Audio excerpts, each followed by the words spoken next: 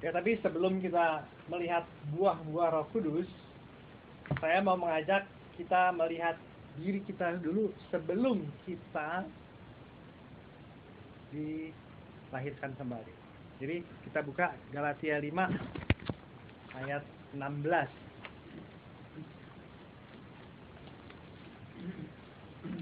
Jadi kita mau merefleksi karena kita masih mempunyai kedagingan. Kita mau melihat siapa sebenarnya kita dan bagaimana kita dihidupkan kembali oleh Roh Kudus sehingga Roh Kudus hidup dalam kita. Anaknya kalau udah dapat Galatia 5 pasal 16 sampai 21 ayat 16. Galatia 5 ayat 16.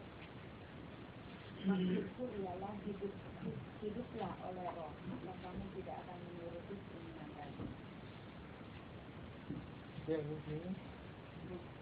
Sebab keinginan daging berlawanan dengan keinginan roh, dan keinginan roh berlawanan dengan keinginan daging, karena keduanya bertentangan, sehingga kamu setiap kali tidak melakukan apa yang kamu kehendaki.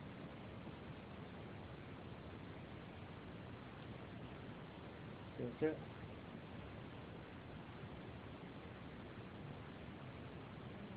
18.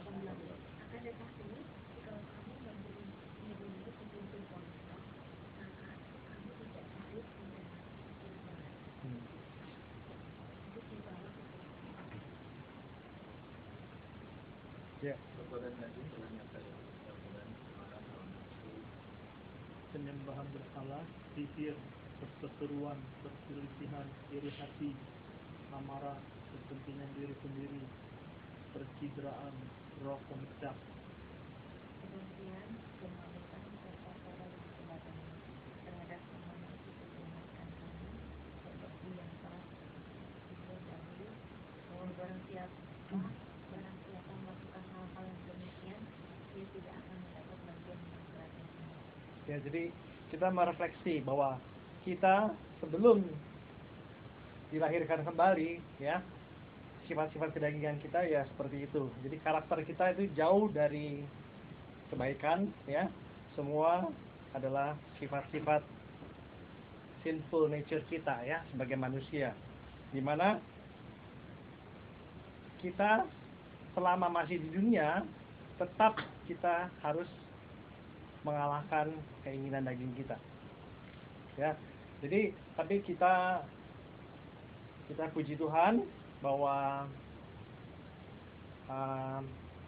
kita sebagai anak-anak Tuhan, ya, telah ditebus dengan kematian Tuhan Yesus sehingga kita bisa by grace, ya, kita bisa percaya bahwa Tuhan Yesus mati untuk kita dan kita dosa-dosa kita dibersihkan, diampuni, dan kita bisa memanggil Tuhan Yesus sebagai juru selamat kita. Oke, jadi proses bahwa sebelum kita dilahirkan kembali dan setelah kita dilahirkan kembali itu adalah suatu proses sanctification, ya. Jadi thanks God bahwa kita telah diredeem, ditebus, ya, diadopsi sebagai anak, dan kita diberi Roh Kudus, ya. Jadi kita benar-benar sebagai makhluk yang baru, ya. Apa yang lahir dari daging ialah daging, tapi kita dilahirkan oleh Roh. Kita adalah makhluk ciptaan baru, ya. Jadi Roh Kudus ada dalam kita, dan kita melihat bahwa pekerjaan Roh Kudus itu apa, ya. Pekerjaan Roh Kudus itu kita lihat di Yohanes 16, 7 dan 8. Ya, hari ini agak sedikit banyak membuka ayat. Yohanes 16 ayat 7 8.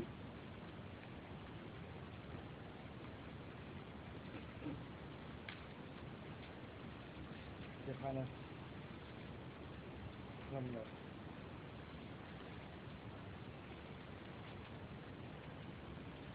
Ya, saya akan bacakan. Atau siapa? Desa 6708. Namun benar yang kukatakan ini kepadamu adalah lebih berguna bagi kamu jika aku pergi. Sebab jikalau aku tidak pergi, penghibur itu tidak akan datang kepadamu. Tetapi jikalau aku pergi, aku akan mengutus dia kepadamu. Tadi apa?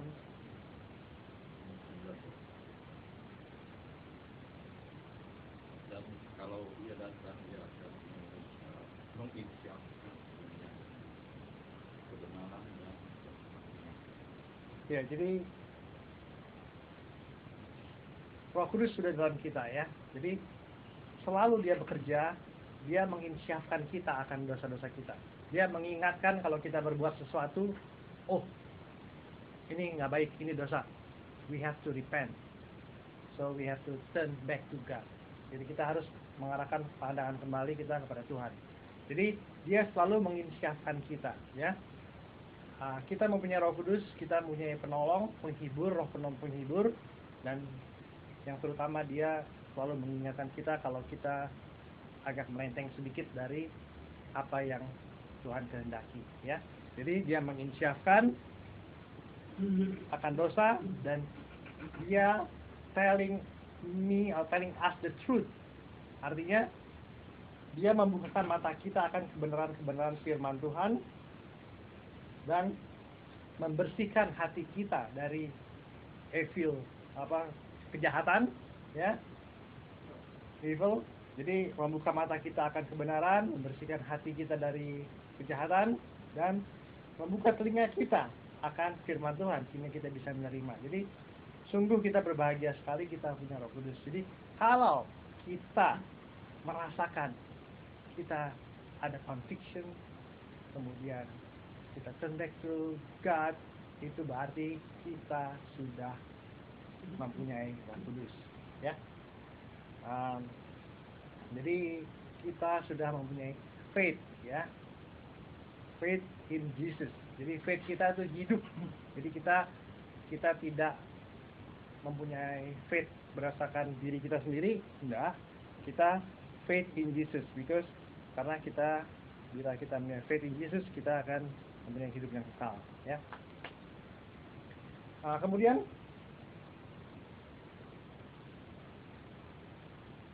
apa selanjutnya? Apakah kita setelah kita punya Roh Kudus otomatis kita mendapatkan buah-buah roh? Ternyata nggak segitu mudah ya, karena kita masih kedagingan, kita masih punya daging ya. Ada punya hawa nafsu, ada macam-macam lah tadi disebutin tuh di situ ya. Jadi banyak hal ya yang kita perlu untuk belajar dan mengerti bagaimana supaya Roh Kudus itu berbuah banyak ya. Saya ada suatu cerita ya. Ada dua orang mempunyai mimpi ya. Dalam mimpinya itu dia masuk ke toko ya. Di toko itu di belakang counternya itu yang jaga malaikat ya. Kemudian kedua orang ini bertanya kepada malaikat, apa yang engkau jual di toko ini? Si malaikat menjawab ya. Si malaikat menjawab, dibilang, everything you wish we have ya. Kemudian dia si yang datang ini senang nih kan, apa yang dia minta ada. Malaikat yang nawarinnya, dia minta ya, aku mau happiness, harmoni di marriage ya kan, good health, long life, waktu untuk anak-anak, kebijaksanaan untuk membesarkan anak ya kan, cinta yang tidak pernah padam ya kan, lingkungan yang sehat, tidak ada perang, jadi aman di dunia ya, nggak ada penjahat, nggak ada perang. Permintaannya banyak. Si malaikat stop ya, waduh nih ini Sama banget ya. kebanyakan nih katanya ya.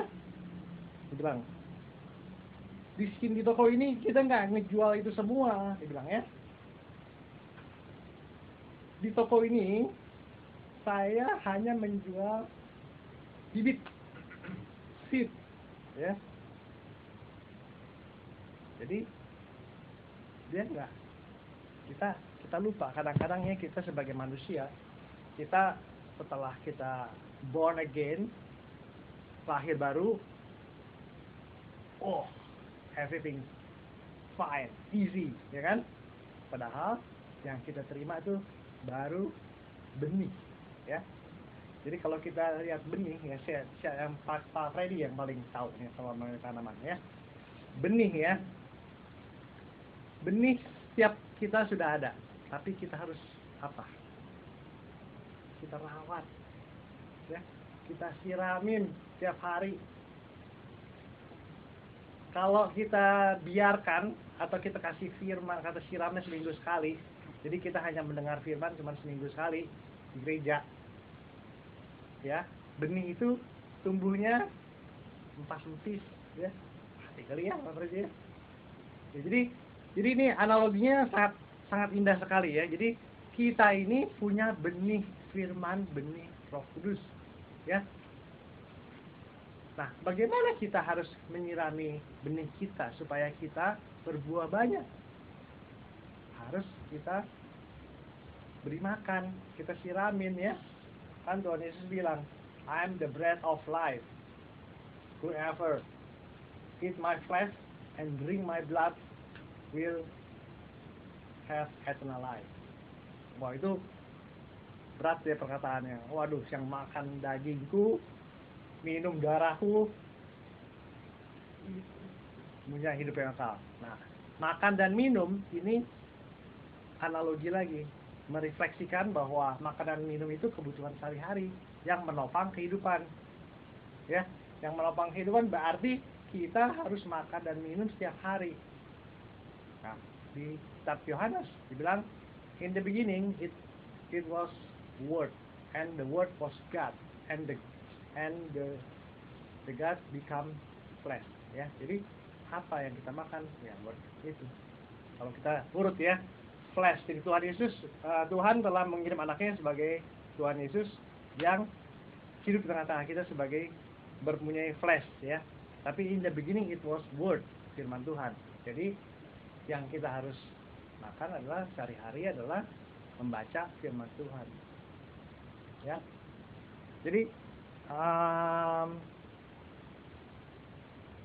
analogi benih iman, benih Roh Kudus yang dalam kita, ya, itu kita tidak bisa instan dapetin semua fruitsnya. Once you born again, fruits is langsung growth. No, ya.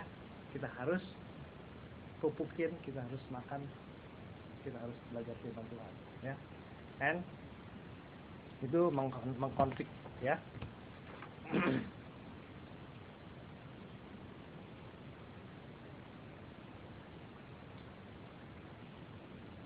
Jadi itu baru cerita mengenai buah Roh Kudus, ya. Jadi sebelum dia berbuah harus bertumbuh, ya. Jadi kita ini sebelum kita berbuah kita harus bertumbuh. Nah, segitu cepat kita berbuah. Kalau kita menganalogikan lagi buah itu, ya, buah itu kalau namanya buah kan konotasinya itu manis kan, enak ya, ya. Buah itu selalu enak, ada yang warnanya merah, ada yang kuning, selalu tuh buah sedap, manis, ya kan. Setiap hari makan apa buahnya, apa nih, anggur, mandarin, ya, apel, pokoknya buah tuh enak-enak, ya kan. Dan Buah malakama ya. Nah, itu yang nggak enak. ya, jadi itulah, jadi analoginya sangat baik, buah itu selalu manis, ya. Jadi buah Roh Kudus juga demikian, ya. Jadi sampai apal saya itu buah Roh Kudus, ya. Love, joy, peace, ya kan.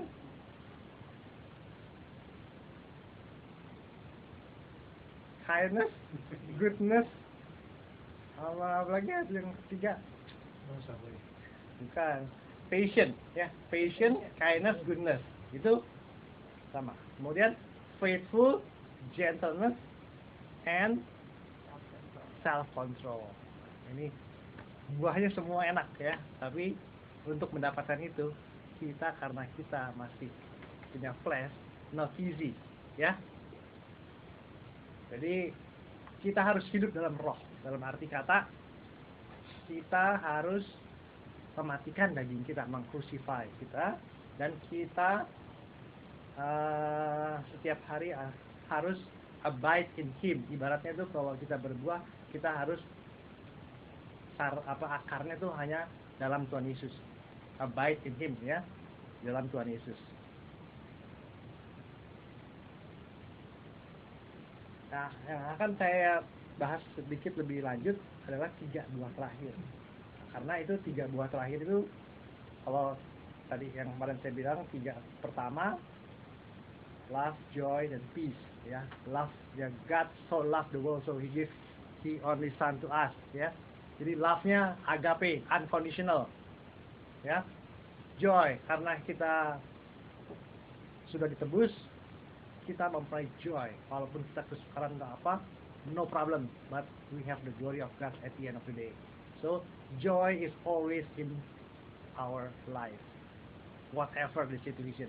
Kalau happy, ya perasa lagi senang ya happy, tapi kalau lagi sedih, no, we have joy.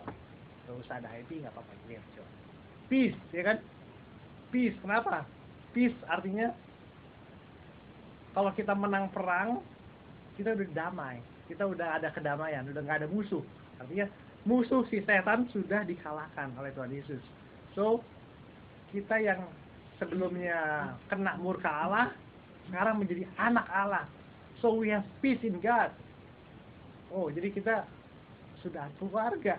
So we are happy, we have joy because we peace in God. Ya, kita aman, Tuhan sayang kita. Kita menjadi anaknya. Kemudian patient, ya, karena kita harus untuk berkomunikasi fellowship begini, ya kita harus sabar, apapun ini terjadi kita harus sabar. Kindness and goodness, ya kita berbuat baik segalanya, ya. Kemudian faithful, ya kita harus taat pada firman Tuhan. Nah, gentleness, ya. Gentleness ini kalau diterjemahkan secara harafiahnya pakai ini, katanya gentleness ini dari American English, kurang tepat. Yang tepat tuh lowliness, ya, rendahan. Jadi bukan rendah hati, jadi hampir sama dengan humble, humility, ya. Ya. Jadi coba kita lihat di lowliness itu, ya. Jadi waktu Yesus bilang, pasanglah kuk itu bersama, take yoke upon you and walk with dan jalan bersama dengan Tuhan. Coba kita lihat yang pasang kuk itu di mana tuh pasang kuk? Pasanglah kuk. Matius 11 ayat 29.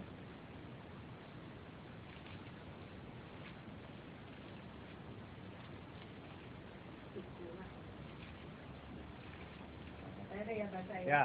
Itulah kuk yang kupasang dan belajarlah padaku, karena aku lemah lembut dan rendah hati, dan jiwamu akan mendapat ketenangan.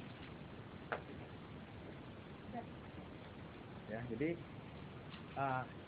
sekali lagi yang Tuhan Yesus sendiri mengakui bahwa Dia adalah apa itu? Anaknya terakhir bilang dan rendah hati. Jadi maksudnya apa tuh? Kita disuruh pasang kuk kita, artinya tuh kita hidup dalam roh, ya. Kita submission, totally submission to Jesus. Karena kalau pasang kuk, ya, itu di kayak sapi itu kalau ngebajak ditempel berdua gitu, ya. Kan dibilang Tuhan Yesus, kuk aku tidak berat. Jadi ringan katanya kan di selanjutnya. Ya. Sebab bilang kan I'm lowly, Jadi aku adalah rendah hati. Jadi belajarlah padaku, karena Tuhan Yesus sendiri itu humble and lowly, ya. Jadi kita totally submission, artinya kita hidup dalam roh, kita totally submission to Jesus, and mata kita ya, kalau kita membajak sawah ya, si itu yang membajak itu ya harus tujuannya ke depan, nggak boleh dia meleng kiri kanan.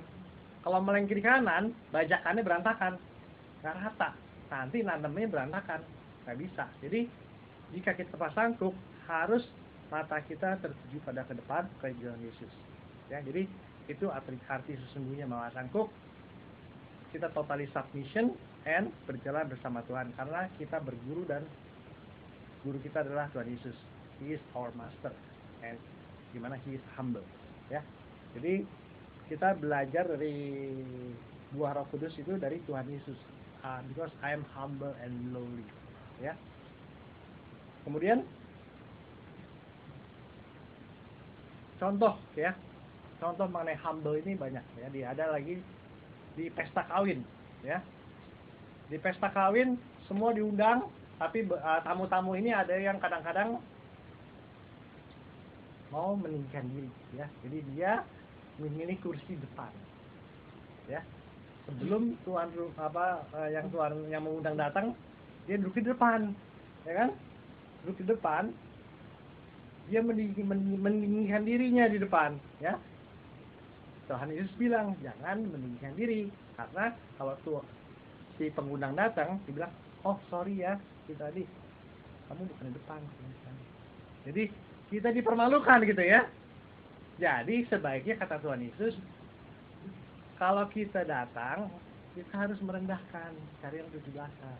Nanti begitu si pengundangnya datang, tuan rumahnya datang, oh you nggak di sini, you bersama saya di depan. Nah, jadi kita, karena kita merendahkan, kita ditinggikan gitu ya. Nah itulah indahnya gitu. Jadi sifat-sifat itu yang kita harus pegang ya. Siapa yang meninggikan diri, dia akan direndahkan. Siapa yang merendahkan diri, dia akan ditinggikan ya. Kita lihat ayatnya di Lukas 14 8-10.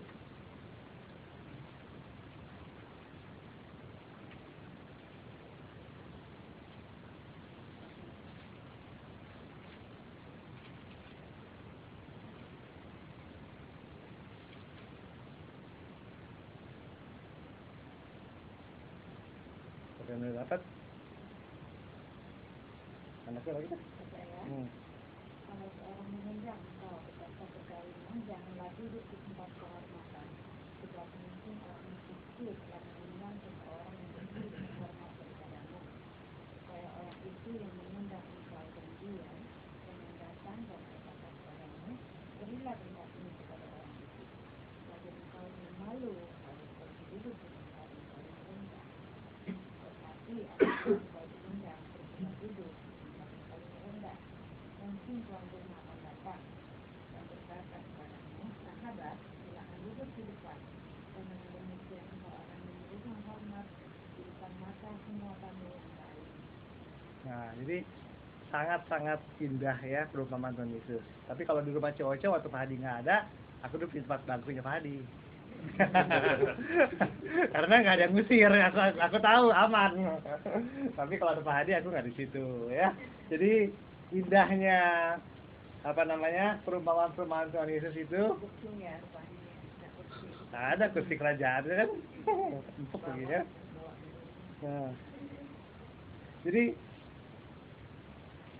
buah Roh Kudus itu ya, jadi Roh Kudus ya, Roh Kudus itu sebagai vine-nya, dan Roh Kudus itu berbuah. Jadi kita berbuah karena pekerjaan Roh Kudus ya. Tapi kita harus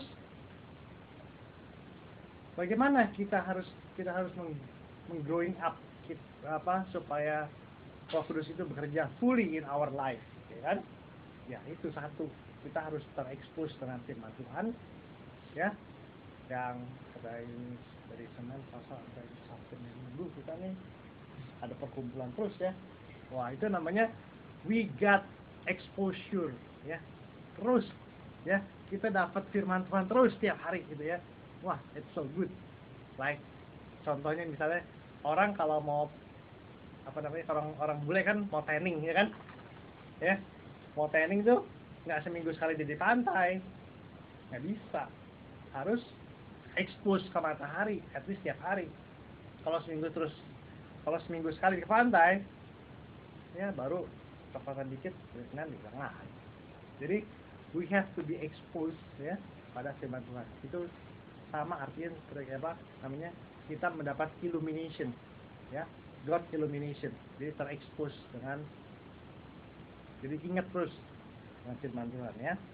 Jadi itulah yang gentleness, atau dalam arti kata meekness atau kata lowliness ya. Lawannya apa? Lawannya itu arogan, bossy ya, ambitious, itu bisa ya. Kemudian yang terakhir self control. Nah, ini self control kita ini ya, karena kita merestrain ya. Kita melakukan sesuatu tapi kita tahu, oh enggak, karena kita anak Tuhan, kita stop sampai di sini. Itu self control ya. Kita bisa menolak dosa. Kalau dulu kita struggle sama dosa. Bedanya gini ya. Kalau kita dulu belum anak Tuhan atau belum masih setengah-setengah ya, kita masih struggle sama dosa, masih berbuat dosa lagi gitu kan. But now since we have been born again, we have self control to restrain sin. Artinya apa? Kita bisa nolak, kita bisa batasin, oh ini udah enggak, gua nggak mau. Nah itu kuatnya itu ya. Jadi kita memerangi dosa bukan we fight for victory, no, we fight from victory, karena kita sudah menang. Jadi kita sudah menang dan kita bisa menolak dosa. Ya, jadi yang terakhir itu, yang 3 terakhir itu untuk kita ya, untuk pribadi kita. Yang ketiga pertama, yang untuk ingatnya itu love, joy, and peace.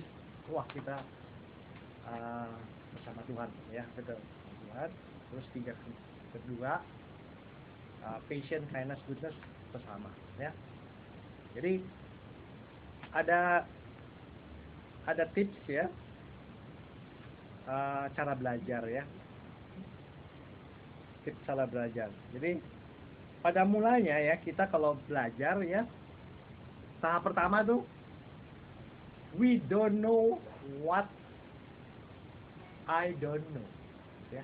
Jadi kita nggak tahu apa yang kita nggak tahu, jadi benar-benar. Nah, ini kita bisa analogikan ke Kristenan atau ke anak Tuhan sebelum dia mendengar firman Tuhan atau sebelum dia bertobat ya.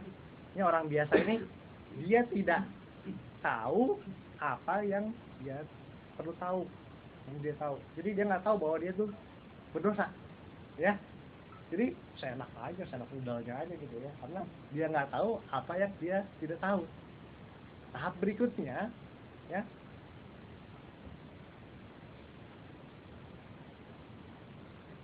supaya urutannya enak ya. Jadi yang tahap itu I don't know what I don't know. Tahap kedua I know what I don't know. Udah meningkat nih, I know what I don't know. Sedikit sadar dia ya. Jadi nggak tahu apa yang dia nggak tahu. Wah, dia mau nggak tahu, jadi udah bebal banget, nggak merasa bebal tapi naik sedikit ya. Kita belajar atau kita mengerti bahwa I know what I don't know. I know berarti saya sadar apa yang saya tidak tahu. Jadi kita mau belajar gitu ya. Nah, ini kita mau belajar nih. Oh, kita nih ternyata firman Tuhan tuh banyak ya. Jadi baru tahu saya, yang kita ini belum banyak tahu gitu. Itu step kedua ya. Step ketiga, I know what I know. Wah, saya tahu apa yang saya tahu, tapi baru tahap tahu nih. Jadi belum mendarah daging kepada kehidupan kita, ya. Jadi kan Tuhan bilang iman kalau percaya aja tanpa perbuatan mati, ya kan? Cuman orang Farisi banyak tahu semua, ya, cuman nggak melaksanakan, ya, bangga diri, ya. Tahap ketiga tuh. Jadi kita mau sebetulnya ini tahapan state belajar ini, saya cuman mau membawa state belajar ini ke kekristenan, ya. Jadi ternyata bisa juga dibawa ke sana, ya. I know what I know. Tahap 3 tuh, lumayan nih. Baru tahu-tahu aja gitu, ya. Nah, tahap 4, kalau kita udah terbiasa, kita udah setiap hari baca firman Tuhan, terus setiap hari kita menjalankan firman Tuhan, tidak perlu belajar lagi, ya. Secara nggak langsung kita udah unconscious, ya. Apa dibilang di sini? I don't know what I know. Jadi kita udah kayak nyetir aja nih, ya, nyetir mobil, ya. Kalau dulu kita waktu mau nyetir mobil, mau pindahin gigi, kita mesti sadar dulu tuh, 1, 2, 3, ya kan? Tapi sekarang kalau udah jago, udah otomatis kadang-kadang baca koran lagi di mobil atau gimana gitu, ya. Jadi level kita udah lain tuh, ya. Jadi orang yang sudah dalam Tuhan, sudah sering ini, tapi tidak boleh sombong ini, karena ini bukan secara otomatis bisa diterapkan di kekristenan, ya. Ini tahapan belajar nih, 4 tahapan belajar nih untuk dipakai dalam kehidupan kita sebetulnya. Cuman saya mau coba membawa ke sana, ya. Dimana kalau kita sudah biasa membaca firman Tuhan, mengerti, otomatis sifat kita tuh udah berubah. Jadi kita tidak harus lagi, wah, gue mesti begini, ya. Gue mesti mencintai orang, ya. Gue mesti menolongnya. Enggak. Kayak kita oper gigi, kita udah otomatis mau minum, ya, cerita dia. Oh, iya, kan? Jadi we serve one another, ya. We all brother and sister. We are not competitive, ya. Kita bukan di kantor, kita bukan di pekerjaan, di mana banyak non Kristen sama Kristen, ya, saling jegal menjegal. We are brother and sister, so we are family. We are not competing, ya. Kita tidak saling menjatuhkan. No, we are brother and sister, and we serve one another, ya. Oke, terakhir saya akan bacakan satu ayat lagi terakhir, di mana Tuhan Yesus membasuh kaki murid-muridnya.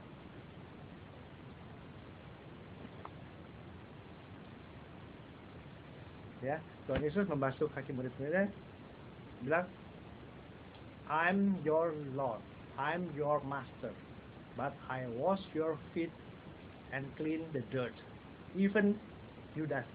Ya, jadi Tuhan Yesus yang sebagai punya authority, punya power, Tuhan Maha Besar, dia menunjukkan lowliness, humbleness. Dia membasuh kaki murid-muridnya, membersihkan kotoran. Jadi ini suatu contoh, and dia berkata, you, my disciple, you have to serve one another. Ya, like aku bilang, I'm your Lord, I'm your master, I wash your feet. Jadi itu adalah pelajaran yang paling berharga untuk kita, di mana lowliness atau atau gentleness, ya, bisa berbuah dalam kehidupan kita sehari-hari. Ya Tuhan, terima kasih Tuhan, kiranya kami banyak belajar Tuhan tentang Engkau Tuhan, karena Engkau adalah guru kami, Tuhan kami, yang kami sangat cintai. Terima kasih Tuhan, kami berbangga Engkau adalah yang menebus kami. Kami berbangga, tapi bukan berbangga kami sebagai pelaku yang bisa mengalahkan semua ini, tapi kami berbangga kami sebagai objek-Mu Tuhan, yang lemah, tapi Tuhan memberikan perhatian yang begitu penting sehingga kami semua berharga di mata Tuhan dan bisa menjadi anak-anak-Mu, bisa menjadi keluarga-Mu. Terima kasih Tuhan Yesus.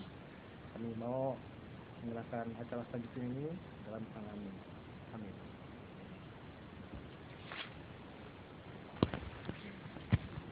Senang dari